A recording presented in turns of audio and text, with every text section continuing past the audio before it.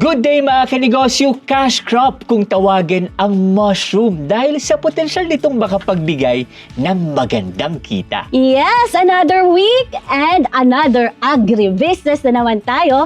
Kaya for this episode ay aalamin natin gaano nga ba kabuting negosyo ang pagkakabuti. Di ba? Kaya naman ay nandito tayo ngayon sa San Jose City, Nueva Ecija para turuan tayo at itour ni Kuya Don Dumale sa kanyang mushroom farm. Yes, kaya tara at sama-sama po tayong kumita at matuto sa agrikultura. Dito lang sa Negosyo University Season 3.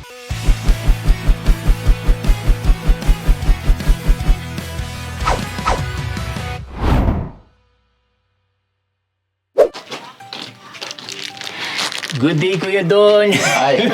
Salamat po sa pag-welcome po sa Hi, good amin. morning po. Welcome po kayo dito sa aming farm. Ay, thank you po. Oo, alam mo ba, Kuya Vlad? Oh. Oo na. Nagpa-trivia ka kaagad. Oo, talagang tuwing umaga kasi talaga yung pag-harvest ng mga mushroom. Opo. Kuya Don. Opo. Confident na Actually, confident. Confident kayo na. Sobrang aga po talaga, kaya medyo late na nga po kayo eh. Kasi ang pamimitas po namin ng kabuti, ka-Era, ka-Vlad, ay madaling araw.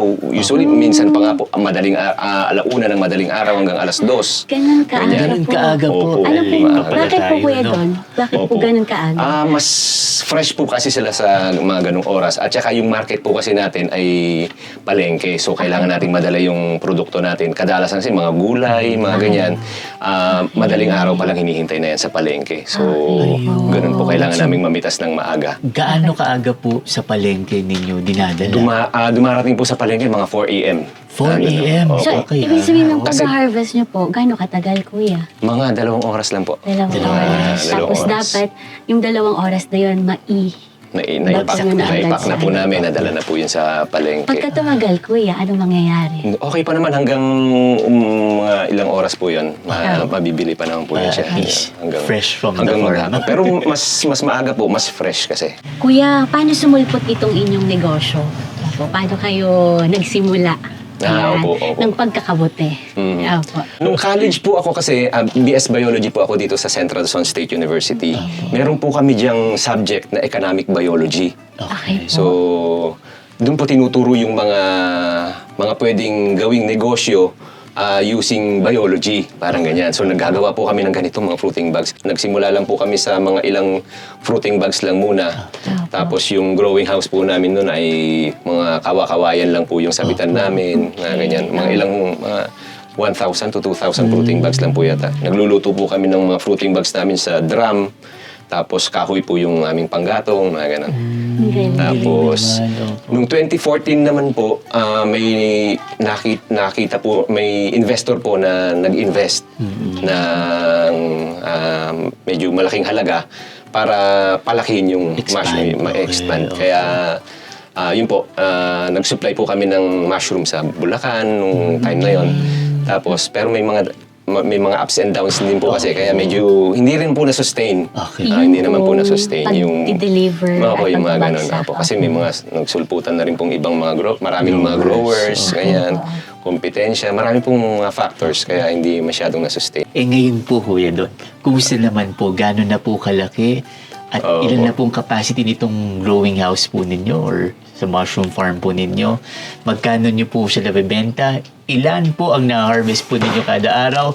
Or in short, sa dinami ko sinabi, magkano po ba ang kitaan dito? Ayun ba? Yun pala yun. Hindi na rin. Bibigyan na lang po ako ng konting figure. Kasi meron po akong ngayong 4 na growing house na Okay ganito po. na kayang ang capacity po niya ay nasa mga 15 to 20,000 fruiting bags. Ito po, ang laman po nito ngayon ay nasa 15,000 fruiting 15,000. bags. Wow. Tapos yung isang growing house ko po doon may laman na 10,000 fruiting bags. 25,000. Tapos ang base po dun sa mga kasi po pagka nag-aani naka-record naman po 'yon. Ayun. Nililista-lista ko po yung tapos kino-compute ko po yung parang average daily na kayang ibigay ng isang fruiting bag. Okay. So nag-come up po ako dun sa 3 grams. Pero araw-araw po kayong namimitas? Opo, Kuya? kasi hindi po sabay-sabay silang namumunga eh. Ayun. Okay. Apo. So ngayon, kung meron po kayong 10,000 fruiting bags, At the average, pwede po kayo makapitas doon ng 30 kilos kasi 3 grams po 30 times kilos. 10,000. So mga 30 kilos po yung pwedeng mapitas sa Okay. isang araw. Per day. Per day. Average po yun. Pwedeng bumaba doon, pwede pong tumaas. Minsan po yung, dahil sinabi ko nga po average, minsan umaabot po ng 50, 60, 70 kilos. average pa yun. Sa isang araw. Okay po, opo. Opo. Kaya may time na yung 10,000 mo, makakapitas ka ng 70 kilos. Okay po. Tapos ang farm gate price po ay nasa 150. So Limang pagka buwan. ano nyo po, dire-diretso 5 buwan po yung pag-harvest. After Tapos po ng after mga 5 limang buwan, buwan, papalitan na po siya. Papalitan na siya. Papalitan. So doon, kanina pa ako curious yung misis ko yung amag. Dalawa pa tanong siya. Kasi ano po ba itong puti na to at ano po ba yung amag na sinasabi po ninyo? Ang mushroom po kasi amag po talaga siya. Mamaya po papaliwanag ko po sa inyo puntahan po natin yun sa laboratory. Makikita niyo po yung paano yung proseso ng Ayun. Makikita niyo po Sige, talaga kuya. na. Ayun, Opo, nasa thank siya yung you. tanong natin. Oo nga. Ibig sabihin, kumakain pala tayo ng amag. Kasi baka gusto niyo po tulungan namin kayo ng mamitas po ng kakain. Ay, sige po. Harvest po tayo. Ito po yung mga ganitong size po. Harvestable na po yung mga ganyan. Okay po. Opo. Paano Anong po gan- tulad? Apo. ayan. Ano po ang... Hihilahin lang po. Basta hilahin lang po lang kayo. Medyo paikot lang.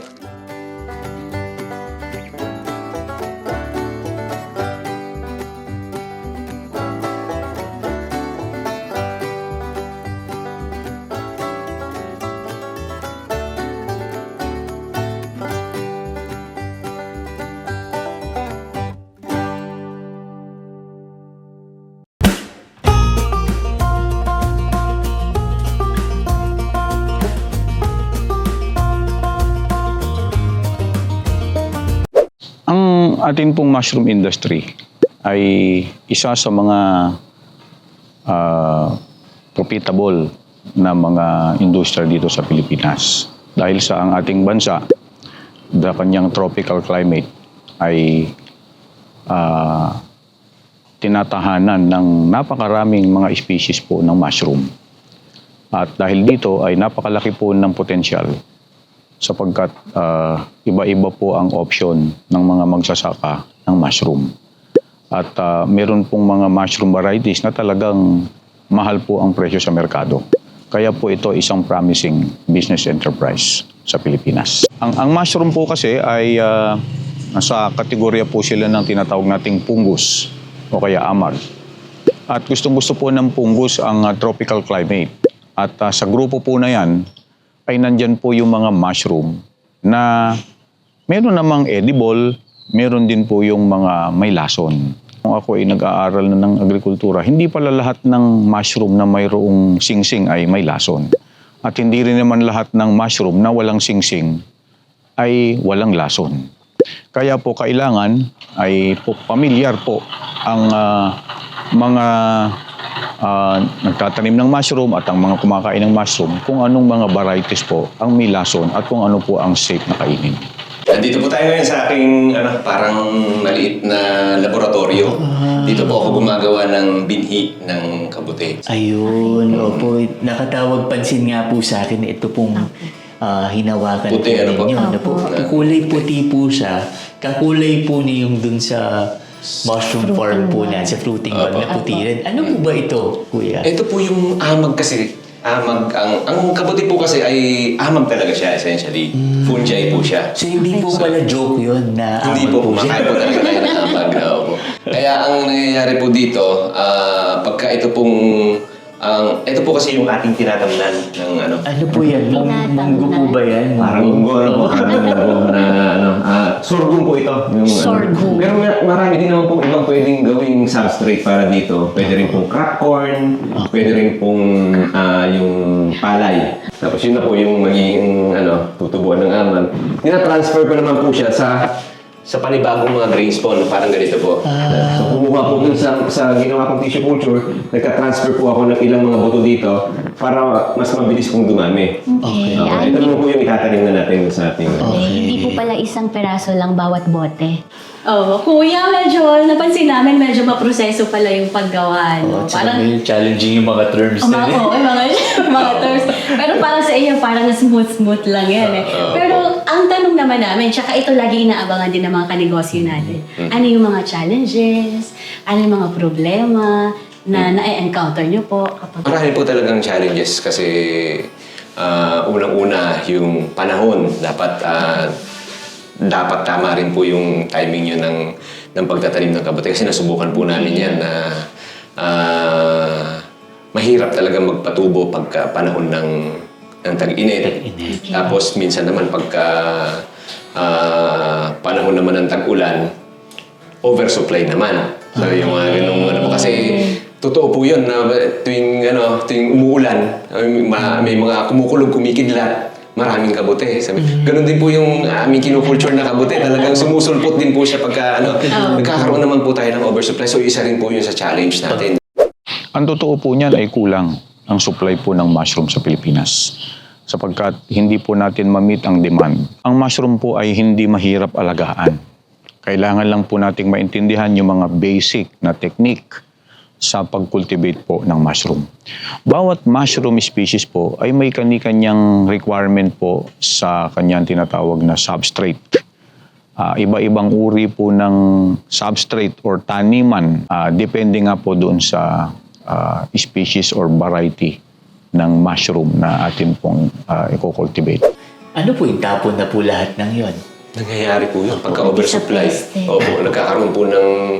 Minsan po, ang dami namin harvest talagang pinamimigay na lang kasi hindi po Kaya yun po, siguro kung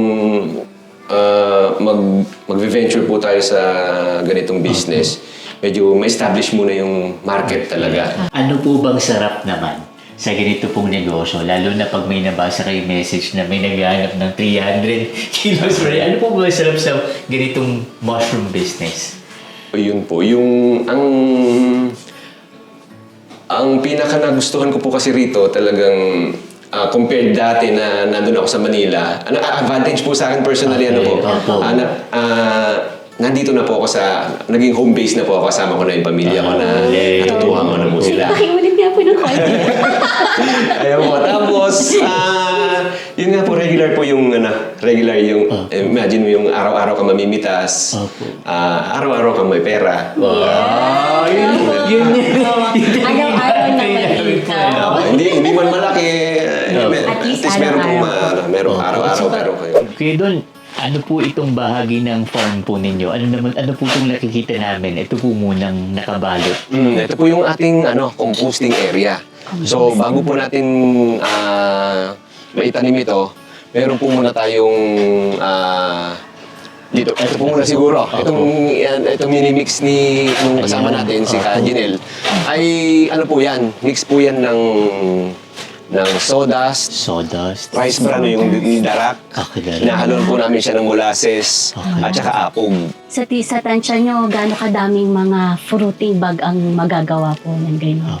Ito po ay aabot po siguro ito ng mga 15 to 16,000 fruiting bags. Ito pong nakikita natin. So, nakikita po natin. Opo, Kaya isang po medyo mapupuno na po itong Kaya meron pa po akong parating na isang truck pa para medyo sakto mapuno po itong isang growing house na natin. So siguro mga 20,000. Ito po kuyang narito po na pupuntahan natin. Ito na po yung 21 days. Opo, actually more than 21 days na po yan mga 30 days na po yata yan. Yun naman pong 21 days ko, minimum naman po yun. Ayun, tapos after 21 days nga po, sila na po yung mga mga nagbabag. So, sinisiksik po nilang mabuti, nilalagay nila sa plastic bag, sisiksiking mabuti. More or less, 1 kilo po yung timbang ng isang fruiting bag. Opo. Ayun. So, ito po yung kakarga na lang namin ng itutuloy po namin Tulungan na po namin kayo magkarga. Yan, pwede rin po. Ito po. Iabot nyo na lang po sa akin at ako na po ang Kuya, kasi government employee po kayo. So, ibig sabihin, secured na yung, kumbaga, Monthly. benefits ninyo, may monthly kayo. Tapos nag-shift kayo May dito sa 13th mushroom. month Dito sa pag-negosyo, walang tuloy Pero bakit niyo po naisipan na pasukin ng negosyo at iwan yung pagiging empleyado? po. Ito po kasing negosyo, sa tingin ko po medyo unlimited po kasi ang dito. Medyo pagka nilakihan nyo, nag-focus kayo doon sa negosyo, Yun nga po, tama po kayo. Hindi naman, tama po yung ano nyo, yung duda nyo sa akin. Hindi naman po ako magre-resign kung naipapalit ko itong negosyo na to kung hindi po ako kumikita. So, Opo. yun po talaga. Medyo, masasabi ko po, mas magandang kumita sa sariling negosyo. Opo. Kuya, kasi maraming nag-aabang ng mga kanegosyo natin na gusto rin pumasok sa ganitong negosyo. Opo. Ano pong mapapayo ninyo? Ayun po, siguro bago nila pasukin yung ganitong klaseng negosyo, talagang medyo mag-research din po muna sila. Yun talaga. Talagang alamin muna nila kasi minsan pagkakulang yung ating kaalaman, tsaka pa lang tayo mag-aaral. Pagka nandun na po tayo, medyo late na po yun. Tapos, ang ano po siguro dito talaga yung market. Ayun. Kailangan po talaga ng strong linkage sa market. Talaga meron kayong sure na pagbabagsakan may kukuha ng inyong produkto. Okay. Para pagka meron na kayong napuproduce, mabibenta po yung ano. Opo, no. Yun lang. At saka yung ano nga, talagang kalinisan. Kalinisan. Yung kalinisan po sa ano, na yun, laging yung maintenance. Yun lang naman po ang ano dito. Pero kaya-kaya po nila yan. Madali lang naman po. Kuya Don, maraming salamat po at ang dami naming natutunan po sa inyo. Salamat po. Thank you po. Napaka-generous niyo, Kuya, sa pag-share ng mga information na ito. Kaya mga kanegosyo, salamat po. Huwag po kayong aalis dahil magbabalik po tayo at titikim pa tayo ng mga mushroom dishes. Yes. Diba? At hindi lang yon dahil alamin pa ang iba't ibang business opportunities hatid sa atin ni Kuya Pao sa kanyang Possible business opportunities. Yes, Oh. kaya wag po kayong aalis dahil magbabalik po ang Negosyo University Season Season 3.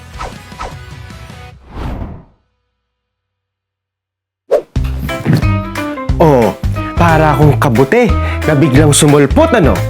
Pero alam niyo ba na iba't ibang kita at opportunities rin ang pwedeng sumulpot mula sa mushroom? Ako si Kuya Pao at ito ang Possible Business Opportunities! Ngayong araw, mushroom, maraming opportunities na kumita from mushroom ang aking ibabahagi sa inyo. Are you guys ready? Simulan natin sa kakatapos lang na ipakita ni Kadon kasama sina Ira at Vlad ang paggawa ng protein bag. Kung hindi mo kayang alagaan o i-maintain ang mushroom, pwede kang mag-focus sa paggawa na lang ng protein bag. O di kaya naman, pwede kang mag-supply o magbenta ng raw materials na ginagamit as a mushroom substrate, kusot, compost, coffee grounds o iba pa. Ngayon, kung gusto nyo rin na ma-sure na kita, pumunta na tayo sa mismong mushroom. Ano-ano nga ba ang pwede pang gawin at pagkakitaan mula sa mushroom? First on the list, food products. Sikat na sikat ngayon at mabenta ang mushroom chicharon na definitely healthier version ng pork chicharon. Pwedeng ikaw ang magpatuyo o mag-prepare at ibenta ng ready to cook. Pwede mo rin naman nalutuin na at ibenta. Nandyan rin ang iba't ibang flavor ng mushroom chips. Hindi lang basta plain, mayroon na ring cheese, barbecue, garlic, sour cream, spicy, salted egg flavor at marami pang iba. Malutong at malutong din ang kita. Speaking of healthy, mushroom is low in calorie and high in fiber and protein. Kaya marami na rin na gumagamit ng mushroom sa iba't ibang mga dishes o pagkain na pwede mong gawing business at pagkakitaan. Hello, healthy peeps! Oh, alam niyo na to.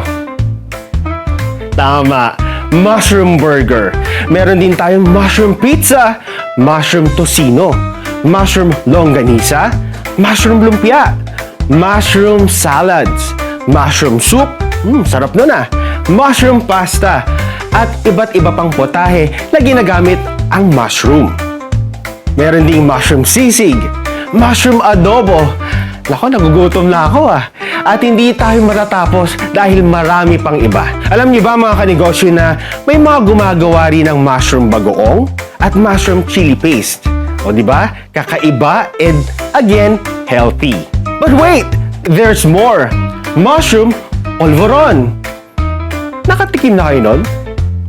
Kapag ba ako ang nagbenta nun, syempre, mako-curious kayo mga kanegosyo. And I'm sure, bibili kayo sa akin. Tapos masarap pa, kaya mapapaulit ka. Kaya, mushroom polvoron, bili na! O di ba?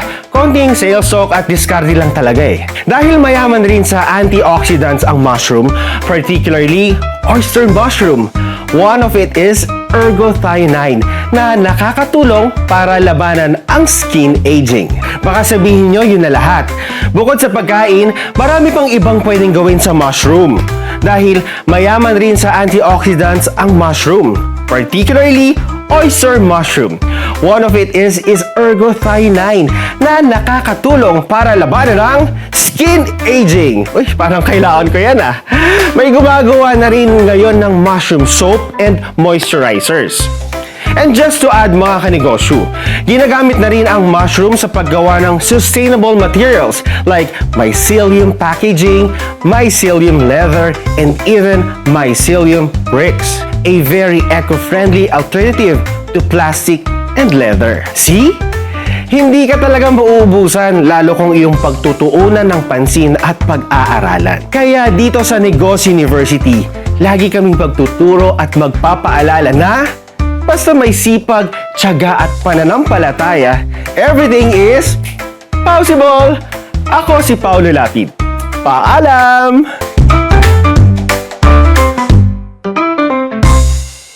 Ano po itong mga...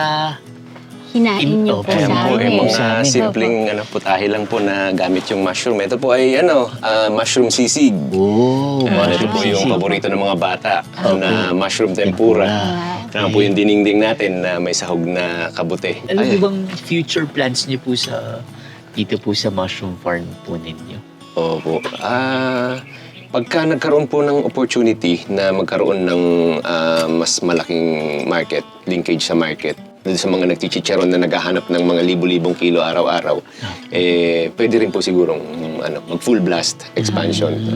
So pwedeng kargahan lahat, sabay-sabay yung 4 na growing house. Kasi marami akong nakikita sa group ng mga mushroom growers ganyan na nangangailangan ng may malaking demand po sa mushroom. So pwede ko po sigurong pagka na-establish ko yung linkage ko doon sa mga buyers na yon, i-full blast ko din po yung operation. Kasi meron nga po, ngayon hindi po naka-full blast yung aking operation. Mga 2 growing house lang po yung may karga. So pwede ko pa pong kargahan lahat. So dahil doon, Kuya, narito kami para magbigay naman ng kaunting tips. Kahit Sana na- makatulong ng kaunting maibibahagi namin sa inyo. Oo, ano? kahit alam na master na. Appreciate ko po yan. Oo, kasi po, napansin namin naman, ito naman yung ilan sa opportunities po na napansin namin dito po sa inyo pong farm. Kaya ang iniisip namin na isa sa opportunity po na magkaroon pa kayo ng isa pa sa dagdag na makapag-expand pa kayo ng income stream ay yung magkaroon ng seminar, halimbawa. Na magtuturo po kayo, pero ang challenge sa inyo, napakarami nyo rin ginagawa. Ano? Kaya maganda siguro kayo ang magdidikta kung kailan kayo available. At saka, isa pa sa maganda doon, kasi makakapag-link din yon doon sa mga iba pa na naghahanap. Kasi makakakita kayo, same kayo ng goal same kayo ng gusto. Opo. Na lahat sila mag-grow din ng mushroom. Tama po. So, lalaki pa yung network nyo. Ayun po. Gaganda Tapos, pa yung pangalan nyo dun sa industry nyo. Kuya Vlad, baka may sasabihin ka pa. Ako, ako'y kakain ako dito dahil napakasarap talaga ng inihain ni Kuya na, Iba. mauubos ko na, Kuya. Ay, opo. sige, ano po po, tempura. Kasi hindi nakaka-guilty ko doon kasi dahil nang bawal sa akin. Ito, di bawal sa akin. Ayaw po. Marami na po medyo bawal-bawal. Pero Oo, masarap po, sarap. Thank you po. Ako naman, kuya, ay pakiramdam ko si sexy ako nito. The best to. Alam niyo po, ang mushroom, hindi po siya malaking investment na kailangan. Kasi po yung taniman niya nakukuha lang po natin sa paligid, kagaya ng dayami, kagaya ng ipa, kagaya ng mga dahon ng mga puno na nalalaglag, kagaya ng dahon ng saging, at hindi rin po mahalang binhi. Ang kailangan lang po natin ay tamang paraan, maging yung housing ng mushroom ay hindi po naman siya ganun kakomplikado. Kaya po mababa lang ang investment cost, pero malaki po ang kita at malakas pong umani. Alam nyo, nakakaaliw ang mushroom production kasi kapag nakikita na ninyong lumalabas na sila dun sa substrate or dun sa taniman, talaga namang matutuwa kayo. Sapagkat pagka po sila ay lumaki, talagang kumpul-kumpul. Profitable po ang mushroom industry, mushroom enterprise dito sa Pilipinas. Ira, bago ka mag-take away, ibigay ko muna sa itong mushroom for you. Thank you, you're so sweet. Anong masasabi mo ba, Ira, dito? Bukod sa kinilig ka dyan, anong masasabi mo dito sa ating experience ngayon? Ako, tumatak sa akin dito ay kapag na-prepare mo na yung mga kailangan, no, na, yung taniman mo, maghihintay ka na lang na napakaikling panahon. Ilang weeks lang. Yes. Tapos, harvest ka na, at pagka-harvest mo, araw-araw ka nang pwedeng mag-harvest. Wow! Ayos yung take-away mo. Ako, Ikaw, simple Kuya yung Vlad. take-away ko eh. Ano? Ang sarap pala ng amag, no? Kasi yung mushroom, amag pala yun. No? Wow. Kasarap naman ang amag na doon. Maka-curiosity ka Ay, niyan. kikita ka pa. Di ba? Kikita pa. Di ba? Mga kanegosyo, ang maganda sa agrikultura ay kapag ka may itinanim, may aanihin at may kikitain. Wow, katulad na lang ng kabute business ni Kuya Don na kabuti naman palang negosyo. Wow! Kaya kung meron din po kayong mga negosyo or agribusiness na gusto po ninyong ma-feature dito, ay pwede po kayong mag-email sa negosyouniversity@gmail.com. At kung meron po kayong mga katanungan, pwede nyo rin po kaming i-message po sa aming pong email na nabanggit. Yes, kaya naman mga kanegosyo, hindi na po namin palalagpasin ang pagkakataon na magpaalala po sa inyo na wag niyo pong kalilimutan na araw-araw gumawa ng maraming kabute. Pili mo na ipasok mo na naman yung kabute, no? Pero alam mo, Ira, ang ganda nun, no? Para kabute, handin ang ating aanihin, Oh, di wow, ba? ang ganda pala ng explanation nun. Na-appreciate ko yan. Oh, di ba? Kaya mga kanegosyo, wala pa rin pong a-absent at sama-sama pa rin po tayong mag-aral at matutong magnegosyo dito lang sa Negosyo University Season 3.